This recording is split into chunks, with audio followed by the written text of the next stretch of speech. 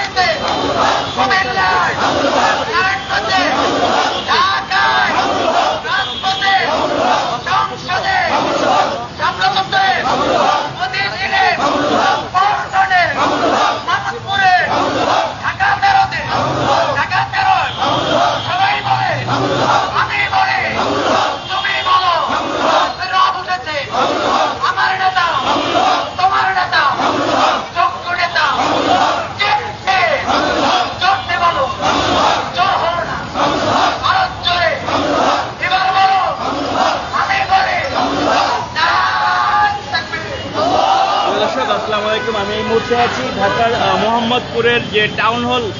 যে মার্কেট রয়েছে ঠিক সেখানে, এবং সেটির সামনে থেকে আপনাদেরকে সরাসরি সংযুক্ত করেছি,